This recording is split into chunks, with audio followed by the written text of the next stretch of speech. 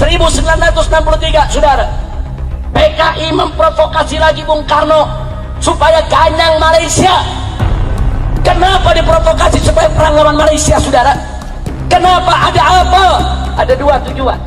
Sebab PKI bekerja sama dengan Partai Komunis Malaysia untuk menyatukan Indonesia Malaysia menjadi negara komunis Palindo Malaysia Indonesia. Bukan itu saja, saudara, besoknya tanggal 1 Oktober Radio Republik Indonesia mereka kuasai. PKI mengumumkan hari ini telah dibentuk Dewan Revolusi baru mengambil alih kekuasaan. Dan dikiknya mereka supaya rakyat tidak marah. Apa mereka bilang? Soekarno tetap presiden kita. Akhirnya Soeharto mengerahkan RPKAD, saudara, RPKAD Resimen Pasukan Khusus Angkatan Darat, kalau sekarang disebut Kopassus, saudara, dipimpin oleh Sarwo Edi. Siapa itu Sarwo Edi? Sarwo Edi adalah mertua SBY, saudara. RPKAD dipimpin oleh Sarwo Edi menyerbu Halim Perdana Kusuma, saudara. Ya, mereka tempur. Ternyata di sana, ya, ada tentara angkatan darat yang jadi PKI, ada angkatan laut yang jadi PKI, ada angkatan udara yang jadi PKI, ada polisi yang jadi PKI. Mereka semuanya ditangkap, saudara. Tentara mereka yang culik daripada para jenderal, mereka yang bunuh, mereka kerja buat PKI. Insya Allah. Berarti saya tanya, kalau gitu dulu tentara disusupi tidak? Tentara disusupi tidak? Dan ketika itu, saudara, ada Letnan Jenderal Soeharto yang diminta oleh kawan-kawannya segera untuk pimpin TNI Angkatan Darat, saudara. Akhirnya Soeharto, saudara, pimpin TNI Angkatan Darat. Dia serbu Radio Republik Indonesia pada tanggal 2 Oktober, saudara. Dia rebut, dia umumkan lagi ke seluruh Indonesia bahwa kudeta PKI gagal. Negara tidak bisa diambil alih oleh PKI. Tentara mengambil alih dan Soekarno tetap sebagai presiden. Subhanallah walhamdulillah wa la ilaha illallah. Masuk tahun 1920, ISDV menggelar kongres di Semarang, Jawa Tengah dan mengganti nama menjadi Perserikatan Komunis di Hindia Belanda yang disingkat PKH, Perserikatan Komunis Hindia Belanda, saudara. Jadi artinya di tahun 1920 dia keluarkan warna aslinya, saudara, bahwa mereka adalah Perserikatan Komunis, Perhimpunan Komunis, Paguyuban Komunis. Kira-kira jelas tidak? Jelas tidak? Lalu siapa yang memimpinnya? Ketika itu ada dua orang Indonesia yang dijadikan pemimpin.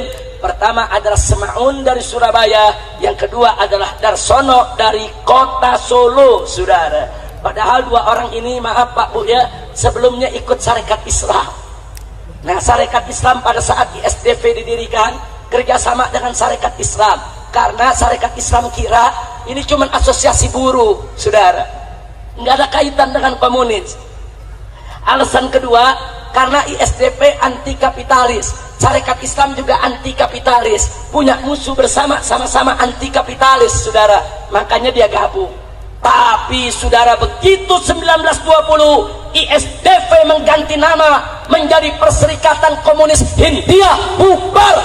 Sarekat Islam nggak mau lagi untuk bersatu dengan mereka, saudara. Sarekat Islam yang saat itu dipimpin oleh HOS Cokroaminoto, Haji Omar Said Cokroaminoto, menolak untuk kerjasama lagi dengan PKI, saudara. Alhamdulillah. Tapi ingat, saat itu namanya belum PKI, saudara. Namanya masih PKH. 1914 namanya ISDV. 1920 berubah menjadi PKH, Perserikatan Komunis Hindia Belanda, saudara.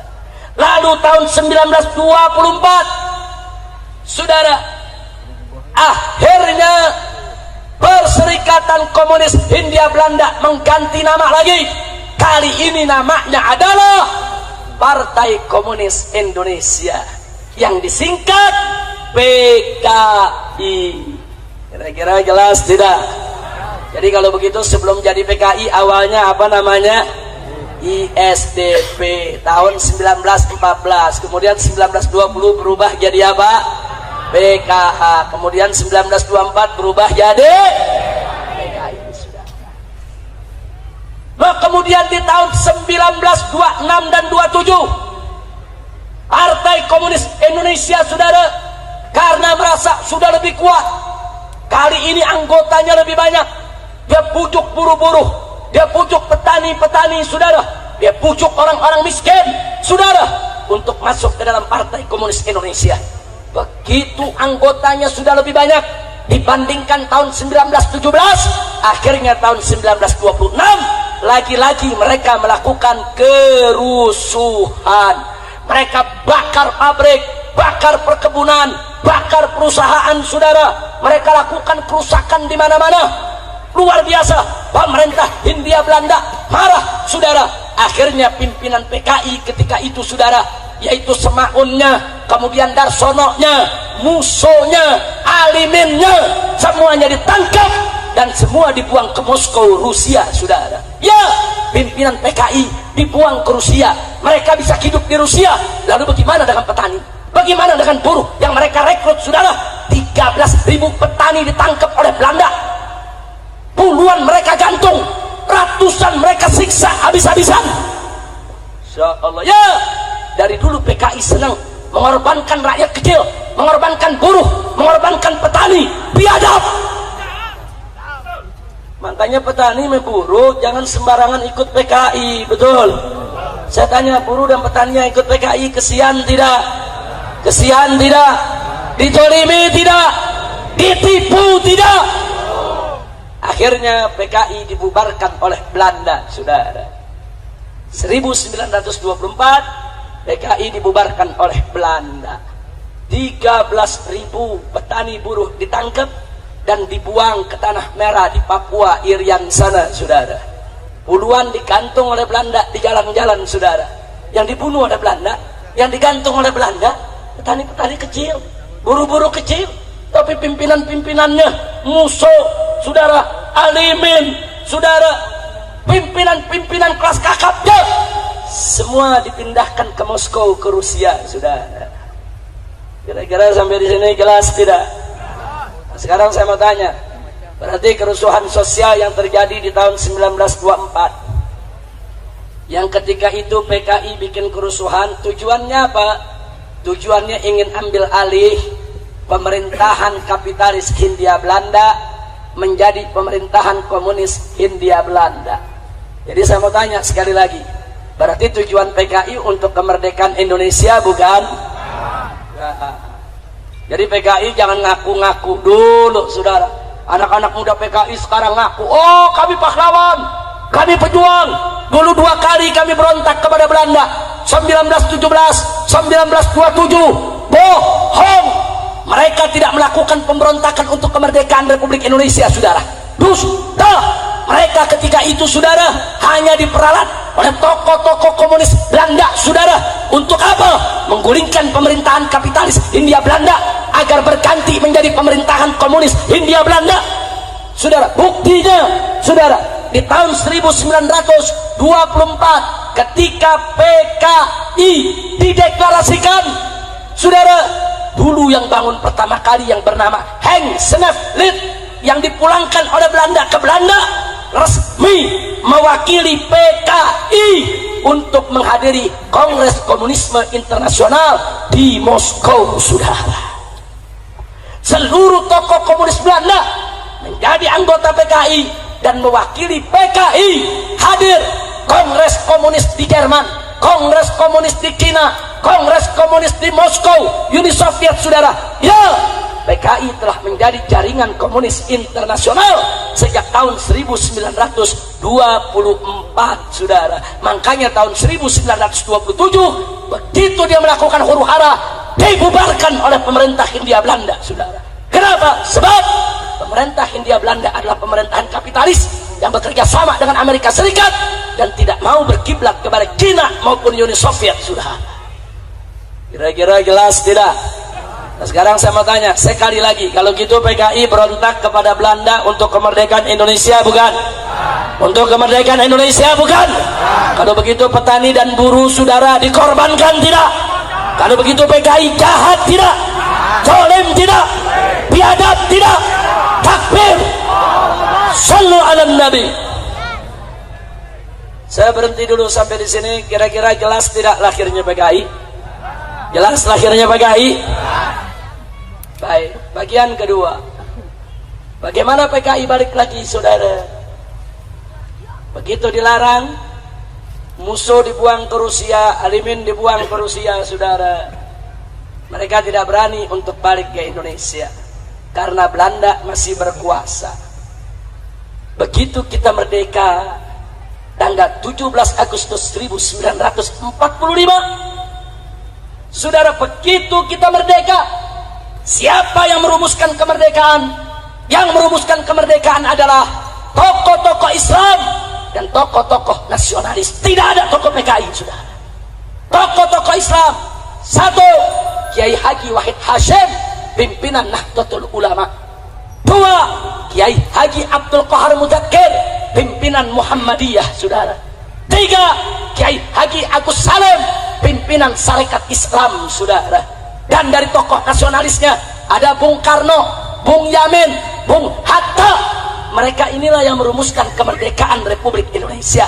PKI tidak ikut, PKI tidak merumuskan, PKI tidak ikut dalam rapat persiapan untuk kemerdekaan Indonesia, saudara. Tidak. Kenapa? Sebab memang PKI tidak pernah berpikir Indonesia merdeka, saudara. Catat itu baik-baik. Jadi yang berjuang saat itu siapa? NU, Muhammad Serikat Islam bukan? Islam bukan? Mereka yang merumuskan, saudara. Merdekalah kita pada tanggal 17 Agustus 1945. Begitu kita merdeka, tokoh-tokoh PKI dari Moskow pulang, saudara. Pulang ini, musuhnya pulang, aliminnya pulang, rame-rame pulang. Kenapa mereka berani pulang? Karena Belanda udah lari, saudara. Karena Belanda udah nggak ngejajah Indonesia lagi. Kemana mereka waktu Jepang menjajah kita, saudara? Kemana? Kalau memang mereka pejuang kemerdekaan, mestinya saat Jepang datang mereka turun dong. Enggak, mereka nggak turun. Nggak turun lawan Belanda maupun lawan Jepang, saudara. Tapi begitu kita merdeka, mereka balik lagi, saudara. Begitu mereka balik tanggal 21 Oktober, baru 2 bulan kita merdeka, mereka deklarasikan kembali Partai Komunis Indonesia yang dipimpin oleh musuh. Kira-kira sampai di sini jelas tidak? Jelas tidak? Begitu mereka dirikan PKI, mereka nggak dianggap. Bung Karno nggak nganggap, Bung Hatta nggak nganggap, ormas Islam nggak nganggap, saudara. Akhirnya mereka pakai cara licik. Bagaimana supaya mereka dianggap? Mereka lakukan teror di mana-mana, saudara. Begitu bulan Oktober 45, mereka deklarasikan PKI, tidak disambut oleh bangsa Indonesia, tidak disambut oleh para pendiri Republik Indonesia. Mereka melakukan teror, saudara. Di awal bulan November, saudara, saudara, mereka bergerak di basis mereka.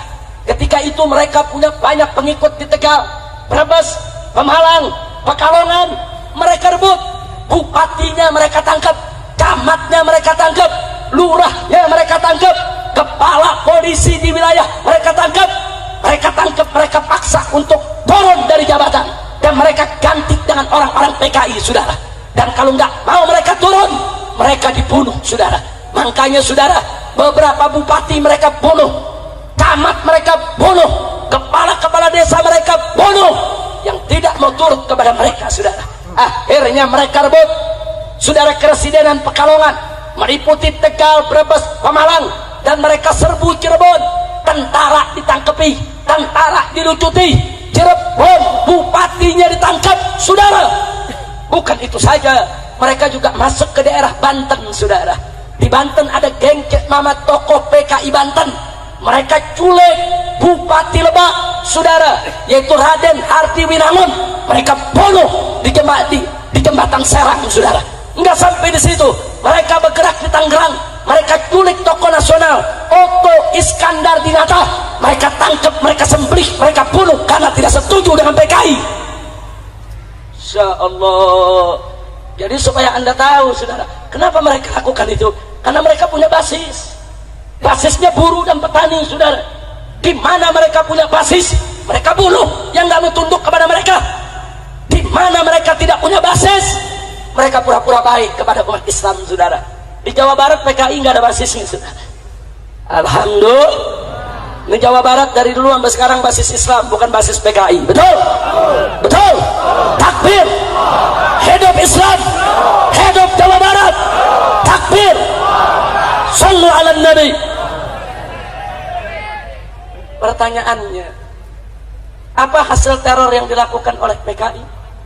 Saudara, ketika itu kita baru merdeka. Yang namanya baru merdeka, pemerintah masih lemah, tentara masih lemah, polisi masih lemah. Betul? Betul? Baru merdeka 2 bulan dirongrong sama PKI, saudara. Diadap ini PKI, saudara. Makanya PKI bisa rebut Brebes, rebut Tegal, rebut Pemalang. Kenapa dia bisa rebut? Dia rebut Tangerang, dia rebut Serang, saudara. Kenapa dia bisa rebut? Karena saat itu Bung Karno masih lemah, pemerintahan masih lemah. Biar kita tahu, biadab. Kalau gitu PKI pengkhianat, tidak. Tapi taktik mereka berhasil, saudara. Akhirnya mereka dipanggil oleh Bung Karno. Bung Karno bujuk mereka untuk tidak mengganggu rakyat. Apa hasilnya, saudara? Tahun 1947 terpaksa akhirnya Bung Karno tidak ada jalan lain. Tokoh PKI diangkat menjadi Perdana Menteri Republik Indonesia, saudara. Dialah yang bernama Amir Sarifuddin Harahap. Itu tokoh PKI, saudara, jadi Perdana Menteri. Ya, niat Bung Karno baik. Kalau PKI dikasih tempat, PKI dibagi tempat di pemerintahan, dia nggak ngajak, dia nggak bunuh camat, nggak bunuh lurah, nggak bunuh bupati. Ini negara baru merdeka, saudara. Belum lagi Belanda ngancem mau balik, saudara, mau rebut lagi Indonesia, mau jajah Indonesia. Bung Karno bujuk PKI, Amir Sarifuddin jadi Perdana Menteri Republik Indonesia. Saya tanya, PKI licik tidak? Licik tidak? Jahat tidak? Sekarang mari kita lihat, lalu bagaimana begitu jadi Perdana Menteri? Begitu Amir Sarifuddin menjadi Perdana Menteri, dia tokoh PKI, saudara. Semua orang PKI dimasukkan ke dalam lini-lini pemerintahan. PKI dimasukkan ke tentara, PKI dimasukkan ke polisi, PKI dimasukkan ke bagian pegawai negeri sipil. PKI diangkat dari camat, diangkat dari bupati, di mana-mana PKI menjadi pejabat. Ya, saudara, tentara semua angkatan darat disusupi PKI, angkatan udara disusupi PKI, angkatan laut disusupi PKI, kepolisian disusupi PKI.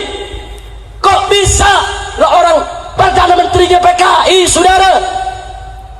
Insya Allah, bahaya tidak? PKI nguasai, saudara. Masumi protes, ulama protes, kiai protes, datang ke Bung Karno supaya Amir Sarifuddin diberhentikan dari Perdana Menteri. Ini berbahaya.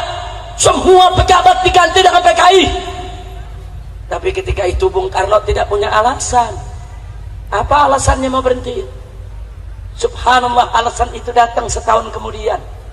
Di tanggal 17 Januari, saudara, tahun 1948 terjadi perjanjian Renville, saudara, antara Indonesia dengan Belanda. Indonesia diwakili oleh Perdana Menterinya, yaitu tokoh PKI Amir Sarifuddin. Dan apa hasilnya? Isi perjanjiannya merugikan Indonesia, menguntungkan Belanda, membuka pintu Belanda balik lagi ke Indonesia, saudara. Marah tokoh-tokoh Islam, marah para ulama, marah tokoh nasionalis, rame-rame mereka datangi Bung Karno, kompak saat itu nasionalis saudara dengan umat Islam, dengan para ulama, dia tekan, dan akhirnya tanggal 23 Januari, cuma 5 hari setelah perjanjian Renville, 23 Januari 48, saudara, Amir Syarifuddin diberhentikan dari Perdana Menteri, kabinetnya dibubarkan. Lalu siapa yang diangkat sebagai pengganti? Soekarno mengangkat Wakil Presiden Muhammad Hatta sebagai Perdana Menteri, saudara. Ya, kenapa Muhammad Hatta yang diangkat? Karena tokoh-tokoh Islam nasionalis minta Muhammad Hatta menyelamatkan Republik Indonesia dari PKI. Ya, Muhammad Hatta langsung ambil alih, saudara. Beliau jadi Perdana Menteri. Apa yang beliau lakukan, saudara? Begitu masuk bulan Mei, yang beliau lakukan adalah, saudara, beliau melaksanakan program RERA, rekonstruksi dan rasionalisasi. Artinya apa? Seluruh orang PKI yang ada di TNI, yang ada di pegawai negeri, yang jadi pejabat diberhentikan oleh Bung Hatta, saudara. Takbir. Berarti bagus tidak? Bagus tidak? Bagus tidak? Semua sudah. Oh, mana kolonel-kolonel angkatan darat yang PKI diberhentiin? Mana brigjen-brigjen yang PKI, saudara, diberhentikan? Akhirnya PKI marah, saudara. Marah. Tentara-tentara PKI nggak mau berhenti. Mereka marah. Mereka nggak mau keluar dari angkatan darat, nggak mau keluar dari angkatan laut, nggak mau keluar dari angkatan udara, nggak mau keluar dari kepolisian, nggak mau berhenti dari pejabat, saudara. Tetap diberhentikan. Lalu apa yang terjadi, saudara? Begitu diberhentikan, saudara, maka seluruh tokoh PKI yang masih ada di luar negeri, saudara, baik ada di Cina maupun Moskow, rame-rame turun ke Indonesia, saudara. Bulan Agustus 48 mereka gelar kongres untuk melawan Bung Hatta, saudara. Mereka merasa Bung Hatta sudah merusak segala rencananya. Agustus gelar kongres, saudara, dan hasilnya tanggal 5 September PKI secara terbuka mengumumkan, minta kepada Presiden Soekarno agar negara kesatuan Republik Indonesia berkiblat kepada Uni Soviet, saudara. Jadi PKI bilang Indonesia harus berkiblat kepada Soviet, Indonesia harus bersatu dengan Uni Soviet, Indonesia tidak boleh diatur oleh Amerika yang kapitalis, kita harus jadi negara sosialis, komunis. Dan keinginannya ditolak oleh Bung Karno, saudara. Begitu ditolak, lalu apa yang terjadi pada tanggal 10 September, saudara? Mari kita lihat 10 September, saudara, PKI mengumumkan di Madiun satu negara baru yang namanya adalah Negara Soviet Indonesia, saudara. Ditulis Negara Republik Soviet Indonesia. Dia deklarasikan, saudara, presidennya Musuh, wakil presidennya Amir Syarifuddin, mantan Perdana Menteri Republik Indonesia, saudara. Dia umumkan. Setelah itu diberikan peringatan oleh Bung Karno, bubar, stop, nggak boleh ada negara dalam negara, saudara. Nggak, mereka nggak mau tahu, saudara. Lalu setelah itu apa yang terjadi? Mari kita lihat, saudara. Begitu mereka umumkan Negara Republik Soviet Indonesia, ulama-ulama di Madiun, pimpinan pondok pesantren di Magetan, di mana-mana yang tidak mau mengakui Negara Republik Soviet Indonesia, mereka serbu, mereka bunuh, saudara. Pesantren-pesantren mereka bakar, kiai-kiai mereka bunuh, saudara. Itu terjadi dari tanggal 10 September. Gubernur Jawa Timur mereka culik, mereka bunuh, saudara. Kepala Rumah Sakit Solo mereka culik, mereka bunuh. Kepala Kepolisian Madiun mereka culik, mereka sembelih, mereka bunuh, saudara. Itu terjadi dari tanggal 10 September, 11, 12, 13. Puncaknya, saudara, tanggal 17 September seorang ulama besar, Nahdlatul Ulama, Kiai Haji Sulaiman Suhdi Afandi, ditangkap dengan 108 santri dan ustadz, saudara. Mereka diseret, saudara, ke sebuah sumur di desa Koto, Kabupaten Magetan, disembelih satu-satu. 108 tokoh Islam dimasukkan ke dalam lubang sumur, dibunuh, saudara. Saya mau tanya, biadab tidak? Biadab tidak? Dari situ mereka rebut satu persatu, saudara. 18 September, saudara, mereka rebut Madiun, mereka rebut Ponorogo, Pacitan, Rembang, Cepu, Purwodadi, Sukorejo, saudara, Magetan, semua kota-kota di Jawa Tengah direbut oleh mereka.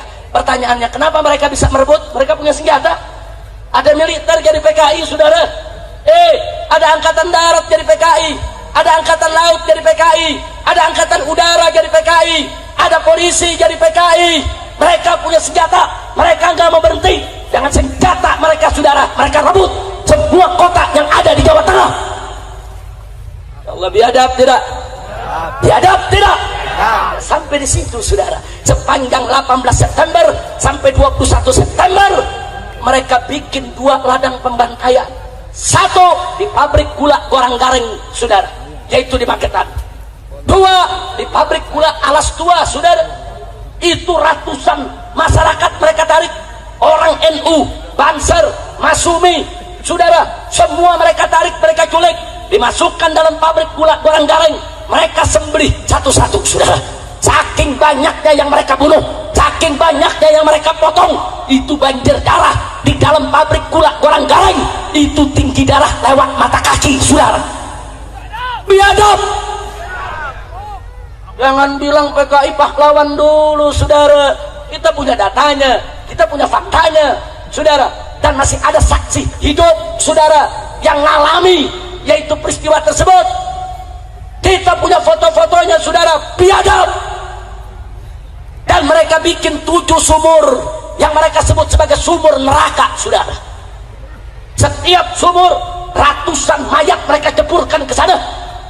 Mayat bupati, mayat camat, mayat kepala kepolisian, mayat kiai, mayat santri, mayat pimpinan partai Islam, saudara, mayat Banser, semua mereka ceburkan dalam 7 sumur. Satu sumur, saudara, ada yang 200 kerangka mayat, ada yang 300 kerangka mayat, saudara. Biadab.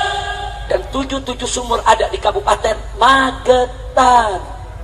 Tadinya itu nggak terungkap, saudara. Itu peristiwa terjadi tahun 48, nggak ada yang tahu. Keluarga pada nyari, keluarga bupati nyari, mana suami saya? Suami saya jadi bupati diculik oleh PKI, di mana dia? Santri-santri pada nyari, termasuk Kiai Haji Sulaiman Suhdi, pimpinan pondok pesantren. Saudara, pesantrennya dibakar, kiainya kemana? Semua santri nyari, saudara.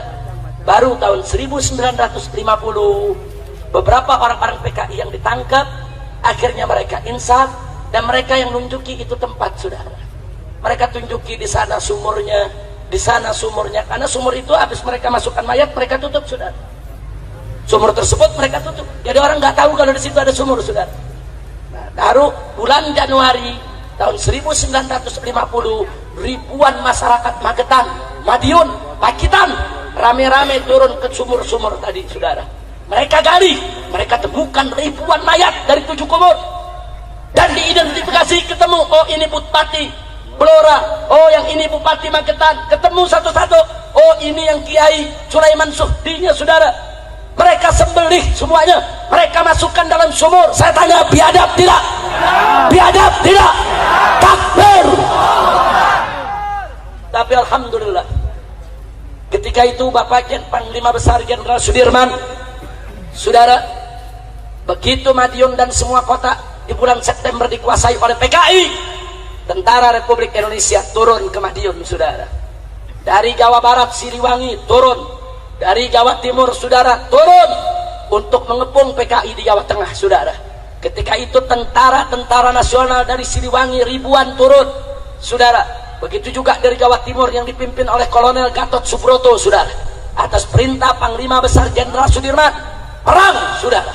12 hari 12 malam tempur di kota Madiun, saudara. Dan akhirnya tanggal 30 September seluruh kota Madiun berhasil diambil alih oleh pemerintah pusat melalui TNI Angkatan Darat yang pro pemerintah, bukan pro PKI, saudara. Takbir. Takbir. Lalu PKI keluar dari Madiun, oh mereka marah. Lalu apa yang mereka lakukan? Saudara, 30 September mereka keluar, tanggal 4 Oktobernya saudara, seluruh tawanan mereka bunuh saudara. Ribuan tawanan yang mereka tawan dari Madiun, Magetan, Pacet, Wonorogo, Wonogiri, Ponorogo, saudara, Sukorejo, Surakarta, semua yang mereka tawan mereka bunuh karena mereka marah kepada TNI. Kenapa mereka kalah? Dibunuh. Mereka terus didesak saudara. Baru akhir November seluruh Jawa berhasil dikuasai, PKI berhasil dikalahkan saudara. Alhamdulillah. Saya mau tanya, kalau begitu PKI pejuang atau pengkhianat? Pejuang atau pecundang? Pejuang atau pengkhianat? Pejuang atau penjahat? Selesai bulan November 48 PKI diatasi. Masuk bulan Desember Belanda datang saudara. Agresi militer kedua. Jadi kita dirondong oleh PKI, bukan PKI pejuang. Dia merongrong Republik. Hampir kita kalah dari Belanda. Hampir kita jatuh lagi ke Belanda saudara. November PKI dikalahkan saudara. Desember Belanda datang lagi ke Indonesia untuk menjajah Republik ini saudara. Ya, PKI biadab, PKI tolim, PKI penjahat. Maka itu saya mau tanya sekali lagi, kalau gitu PKI bahaya tidak? Bahaya tidak? Layak dibubarkan tidak? Takbir. Akhirnya bulan Oktober Musso ketangkap, Amir Syarifuddin ketangkap dan dieksekusi mati saudara. Tapi saudara, Soekarno terlalu penuh belas kasih. Soekarno tetap tidak mau bubarkan PKI saudara. Semua tokoh minta kepada Bung Karno keluarkan dekret bubarkan PKI. Dia sudah membunuh ribuan orang, membunuh pejabat, membunuh jenderal, membunuh tentara, membunuh kiai, membunuh santri. Saya tanya, patut tidak dibubarkan? Layak tidak dibubarkan? Tapi Soekarno nggak mau bubarin. Apa kata Soekarno? Itu kan kesalahan segelintir orang. Itu kan yang salah Musso sama Alimin. Itu kan yang salah cuman Amir Syarifuddin. Yang lain jangan disalahkan.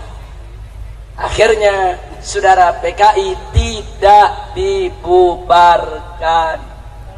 Nah, semenjak saat itu PKI diambil alih oleh DNAID saudara. Musso selesai, mati sudah. Sekarang masanya Dipo Nusantara. DNAID itu kepanjangan Dipo Nusantara Aidit saudara. Dia dengan nyoto mengambil alih PKI. Lalu bagaimana cara dia bangkit? Kali ini karena Soekarno yang tidak mau bubarkan mereka rangkul Bung Karno saudara. Mereka rangkul Bung Karno, mereka deketi Bung Karno, mereka puji-puji Bung Karno, bahkan seluruh program Bung Karno mereka dukung. Sampai Bung Karno sayang kepada mereka saudara. Jadi, supaya anda tahu, akhirnya saudara, tahun 51 mereka mulai mengkonsolidasikan diri, dan tahun 55 PKI resmi ikut pemilihan umum pertama di Indonesia saudara. Dan mengejutkannya, PKI menang 4 besar saudara. Berarti saya tanya, berarti PKI setelah berontak ternyata yang milih masih banyak ya? Jawab yang kompak, masih banyak yang milih tidak? Masih banyak yang milih tidak? Menjadi 4 besar setelah PNI, Masumi, NU, PKI saudara. 4 besar partai menang di Indonesia saudara. Salah satunya adalah PKI. Sudah berontak, sudah ngebunuh, dimaafkan sampai boleh ikut pemilu, jadi 4 besar saudara. Lalu apa yang terjadi saudara? Begitu menang pemilu dan Soekarno makin dekat dengan PKI, PKI makin disayang oleh Bung Karno saudara. Walaupun Bung Karno bukan PKI saudara, tapi Bung Karno disayang oleh PKI dan sayang kepada PKI saudara. Akhirnya ulama-ulama marah. Di bulan September tahun 1957 digelar Kongres Ulama se-Indonesia di Palembang, Sumatera Selatan, saudara. Putusan para ulama se-Indonesia dalam pertemuan Kongres Palembang, saudara, adalah meminta kepada Presiden Soekarno untuk mengeluarkan dekret pelarangan paham komunis dan pembubaran partai PKI, saudara. Ini ulama udah kompak, dari NU-nya, dari semuanya, saudara, kumpul. Ini ulamanya, ini bukan organisasi yang kumpul, ulama. Lalu bagaimana sikap Bung Karno? Bung Karno menolak, saudara. Bung Karno tidak mau membubarkan PKI. Lalu apa yang terjadi setelah itu, saudara? Ya, karena Bung Karno tidak mau bubarkan PKI, akhirnya ada segelintir tokoh Islam bersama tentara-tentara nasionalis di Sumatera. Mereka marah kepada Bung Karno, saudara. Mereka koreksi pemerintahan Soekarno, mereka berontak, mereka dirikan PRRI, Pemerintahan Revolusioner Republik Indonesia. Sebetulnya PRRI itu, saudara, itu pemberontakan tujuannya untuk lawan PKI, untuk menjauhkan Bung Karno dari PKI, untuk menyelamatkan Indonesia dari PKI.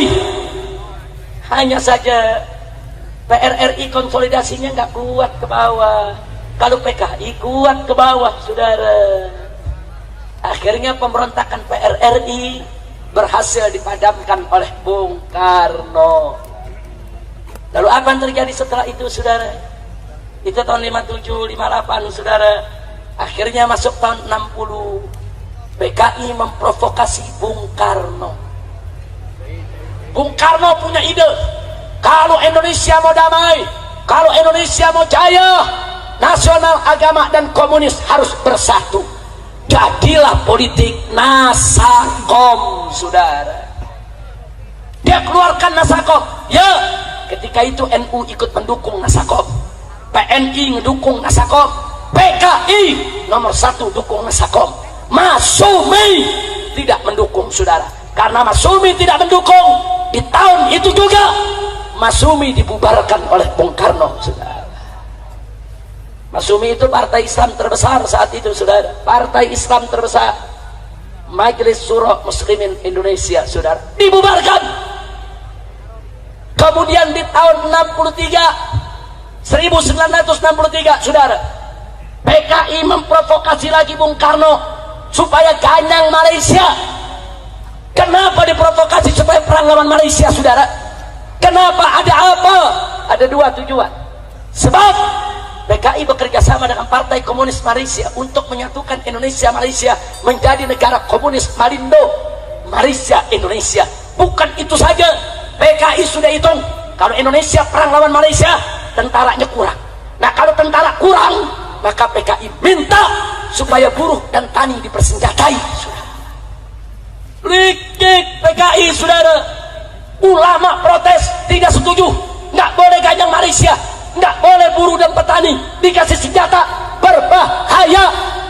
Ormas Islam yang bernama GPII, Gerakan Pemuda Islam Indonesia, demonstrasi tolak itu semua, dibubarkan. GPI dibubarkan oleh Bung Karno, saudara. HMI dibubarkan oleh Bung Karno, saudara. Pokoknya yang nggak setuju dengan politik Bung Karno semua dibubarkan. Bukan itu saja, ulama-ulama protes ditangkap, di penjara. Siapa aja di penjara? 1, almarhum Kiai Haji Buya Hamka. 2, Kiai Haji Yunan Helmi Nasution. 3, Kiai Haji EZ Mutakin, saudara, tokoh Jawa Barat. Kemudian Kiai Haji Soleh Iskandar, saudara. Ada belasan kiai, semuanya ditangkap, dijebloskan ke penjara karena anti PKI. Jadi di sini saya tidak mengatakan Bung Karno PKI, enggak. Bung Karno posisinya lemah, PKI-nya kuat. Saya tanya, berarti PKI kuat tidak? Jujur, PKI berarti kuat tidak? PKI minta Bung Karno bubarin Masumi, dibubarin. PKI minta Bung Karno bubarin GPI, dibubarin.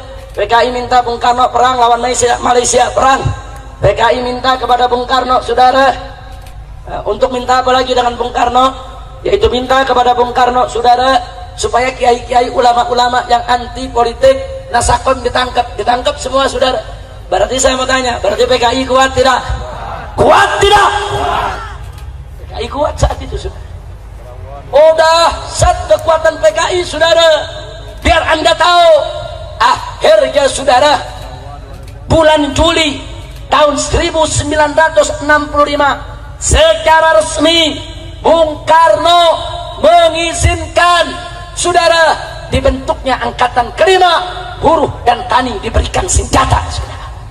Begitu diizinkan saudara, maka PKI saudara mendatangkan 2000 kadernya, 2000 kadernya dibawa ke Jakarta, dikumpulkan di lapangan Halim Perdana Kusuma untuk dilatih perang saudara.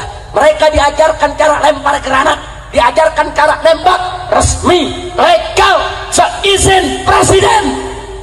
Masya Allah, itu bulan Juli tahun 1965 saudara. Mereka atur semua rencana saudara. Partai Murba itu dulu kawannya PKI yang dirikan Tan Malaka. Dulu Tan Malaka ikut PKI, tapi begitu tahu kekejaman PKI dia keluar dari PKI saudara. Dia dirikan partai baru namanya Partai Murba. Apa itu Murba? Musyawarah Rakyat Banyak. Partai Murba memberitahu kepada Bung Karno, awas PKI mau kudeta. Oh, PKI marah, minta kepada Bung Karno, bubarkan Partai Murba. Dibubarkan. Masya Allah, saya tanya kalau gitu PKI kuat tidak? Jujur, kuat tidak? Kuat tidak? Tibalah bagian akhir saudara, tanggal 30 September. Tentara Angkatan Darat sudah gerah saudara. Gerah dengan PKI, jenderal-jenderal gerah. Kenapa jenderal-jenderal gerah? Karena banyak kolonel direkrut PKI, karena banyak prajurit direkrut PKI saudara. Ini jenderal semua gerah. PKI tahu kalau jenderal-jenderal ini gerah, bagi PKI ini ancaman. Akhirnya tanggal 30 September pagi, Gerwani Gerakan Wanita Indonesia milik PKI dan Pemuda Rakyat milik PKI demo besar-besaran di Jakarta. Puluhan ribu orang demonstrasi 30 September pagi saudara. Malamnya mereka culik 7 jenderal kita saudara. Mereka culik, mereka bawa ke lubang buaya, semuanya mereka bunuh dan mereka masukkan ke dalam lubang buaya saudara. Ada Jenderal Ahmad Yani, kemudian MT Haryono saudara, kemudian masih banyak lagi jenderal-jenderal yang lainnya. Yang selamat saat itu tidak terbunuh adalah Jenderal Abdul Haris Nasution saudara, tapi sungguh pun beliau tidak terbunuh. Pengawalnya terbunuh, Kapten Pir Tendea. Putrinya yang baru berusia 5 tahun tetap ditembak oleh PKI. Anak kecil, perempuan baru usia 5 tahun ditembak saudara, luka parah. Beberapa hari kemudian anak tersebut mati. Itulah Ade Irma Nasution saudara. Saya tanya sekali lagi, biadab tidak? Biadab tidak? Biadab tidak?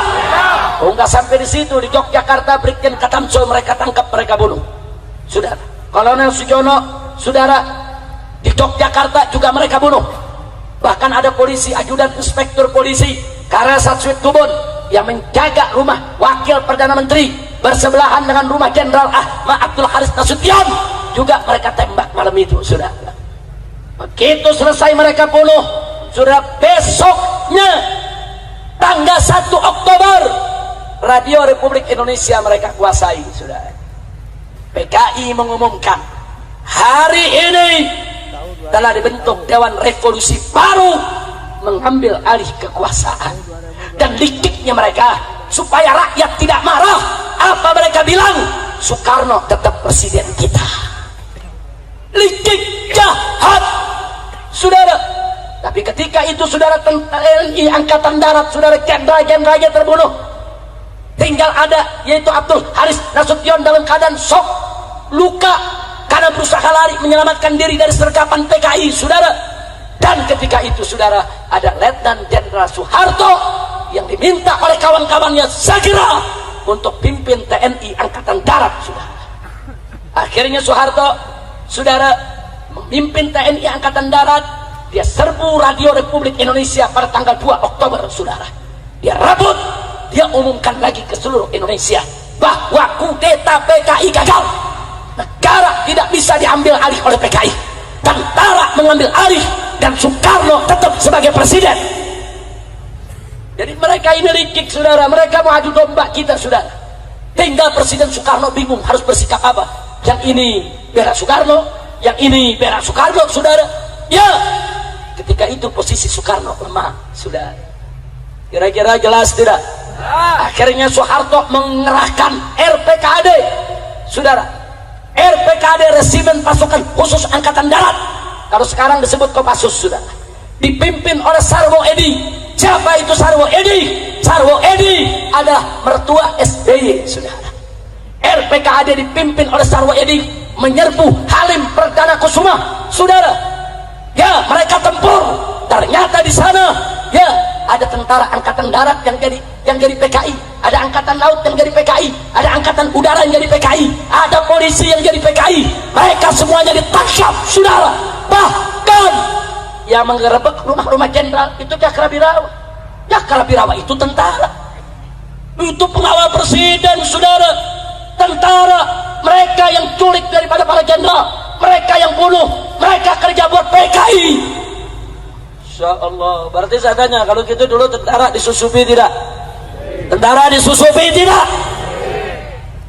Akhirnya setelah direbut Halim, tanggal 5 Oktober, saudara, tanggal 5 Oktober, setelah Halim direbut, baru dikeluarkan itu jenazah dari para jenderal yang sudah ada di lubang buaya, saudara. Saya tanya sekali lagi, PKI kejam tidak? Kejam tidak? Nah, melihat kekejaman PKI seperti itu, saudara, NU pecah kongsi. Marah NU, saudara. Akhirnya, saudara, NU marah.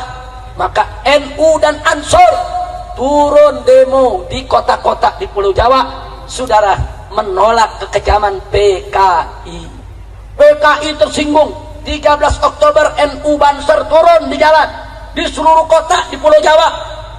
PKI tersinggung. Lalu apa mereka lakukan? Di basis-basis PKI, saudara, Kiai NU disembelih, Banser disembelih. Bahkan di Banyuwangi, saudara, tidak kurang dari 66 anggota Banser mereka culik, mereka racuni, mereka sembelih, mereka masukkan ke sumur, saudara. Ya, begitu itu terjadi, saudara. Begitu NU dibunuh oleh PKI di mana tempat, semua Banser marah, semua NU marah. Akhirnya bulan Oktober tersebut terjadi bentrok besar-besaran antara NU dan PKI, saudara. Di setiap kampung, setiap desa, tiap kecamatan. Jangan Anda bilang cuma NU yang bunuh PKI, saudara. PKI yang lebih dulu bunuh NU. Betul? Betul?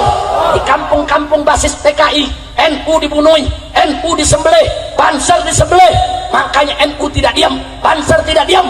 Mereka turun di basis-basis NU, basis-basis Banser. Semua orang PKI ditangkapi, saudara. Ya, saling bunuh, saling hantam. Itu yang terjadi, dan saudara. Dan akhirnya PKI kalah, NU yang diberikan kemenangan oleh Allah Subhanahu wa ta'ala. Takbir, takbir. Berarti saya mau tanya, jasa NU besar tidak? Jasa Banser besar tidak? Jasa tentara besar tidak? Takbir. Insya Allah. Saudara, kami di FPI punya file. Kami kumpulkan bebundal-bundal, satu bundal segini, semua foto-foto dan nama-nama korban ulama-ulama NU, korban kawan-kawan Banser yang dibunuh oleh PKI, saudara. Makanya anak-anak muda hati-hati kalau Anda buka ngajinya sama Syekh Google. Ini banyak sekarang ngaji sama Syekh Google, saudara. Tulis PKI, langsung dijawab Syekh Google. Nah, itu banyak tulisan-tulisan yang dibuat oleh PKI. Yang PKI ceritakan, kami dibunuh NU, kami disembelih Banser. Ketika itu NU jahat, Banser jahat. Masa kami disembelih, masa kami dibunuh. Tapi yang mereka bunuh kiai, mereka nggak cerita, saudara. Saya mau tanya, siapa yang mulai ngebunuh, NU atau PKI? Jawab yang kompak. Yang memulai siapa? Yang jahat siapa? Yang bunuh kiai siapa? Jadi kalau Banser marah, wajar tidak? NU marah, wajar tidak? Umat Islam marah, wajar tidak? PKI dibunuh lagi, wajar tidak? PKI membunuh kiai, dibunuh oleh masyarakat, wajar tidak? Takbir. Jadi jangan kaget, PKI bunuh satu kiai, Banser bunuh 1000 PKI. Satu kiai harganya 1000 musuh, saudara. Bagus tidak? Malah bukan 1000, musuhnya 1.000.000. Ya, Masya Allah. Kira-kira jelas tidak? Jelas tidak? Nah sekarang mereka balik cerita, mereka bilang NU yang jahat, ulama itu yang jahat, kami korban, kami pejuang. Mereka putar balik, apa mereka bilang tuh yang jahat Soeharto tuh, yang jahat Orde Baru, tuh yang jahat NU tuh Banser. Kalau kami ini cuma korban, makanya jangan mau diputar balikin fakta. Maka itu saya tanya sekali lagi sebelum saya akhiri, saudara, kalau begitu udah jelas belum cerita PKI? Malam ini sudah saya sampaikan, jelas tidak? Jelas tidak? Jadi kesimpulannya PKI itu pejuang atau pecundang? Pejuang atau pecundang? Pejuang atau penjahat? PKI itu berjuang untuk kemerdekaan tidak? Untuk Indonesia atau untuk Uni Soviet? Untuk Indonesia atau untuk Uni Soviet? Kalau begitu PKI berjasa tidak kepada Indonesia? Siapa yang memulai membantai saudara? Siapa yang bunuh ulama? Siapa yang bunuh kiai? Siapa yang bunuh santri? Siapa yang bunuh tentara? Siapa yang bunuh jenderal? Siapa yang bunuh polisi?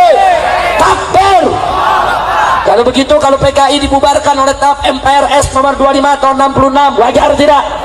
Bagus tidak? Setuju tidak? Jadi kalau besok PKI mau bangkit lagi, biarkan atau lawan?